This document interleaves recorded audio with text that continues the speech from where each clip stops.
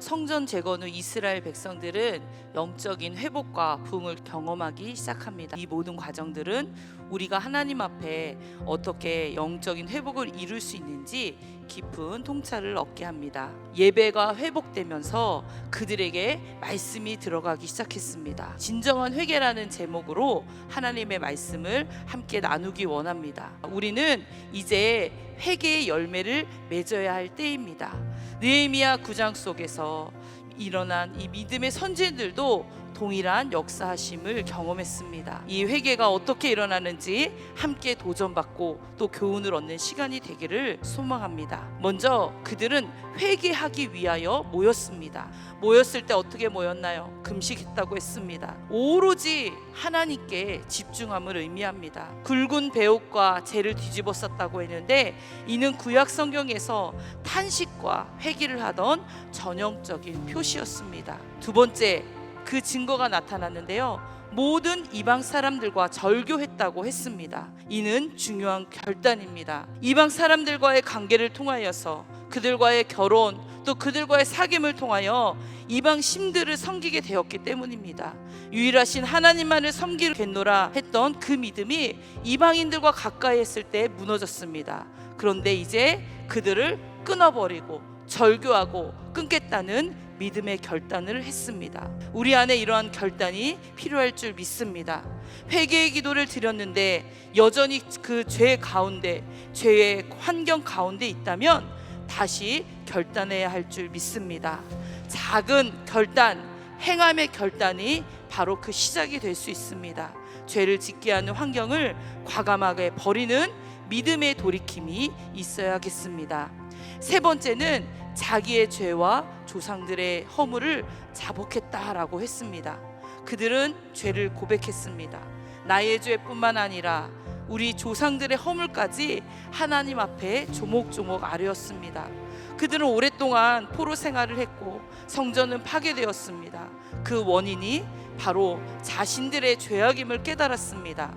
그래서 하나님 앞에 그 죄를 고백했습니다. 이러한 죄의 고백은 습관적인 죄를 제목을 열거하는 것이 아니었습니다. 말씀이 들어가 그들에게 진리의 빛이 비추어졌습니다.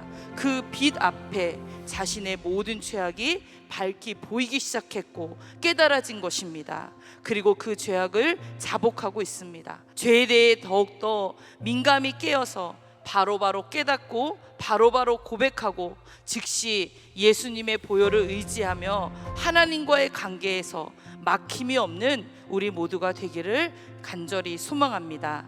뿐만 아니라 진정한 회개는 다시금 영적인 부흥으로 또 이어집니다. 그들은 하나님의 말씀을 또 들었습니다.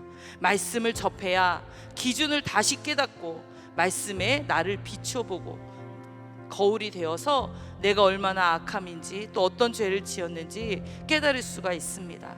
말씀을 들어야 영적 분별력이 생기고 예리한 영성으로 내 자신을 지킬 수 있음을 오늘도 기억하시기 바랍니다. 진정한 회개에는 결코 회개에서 멈추지 않았습니다.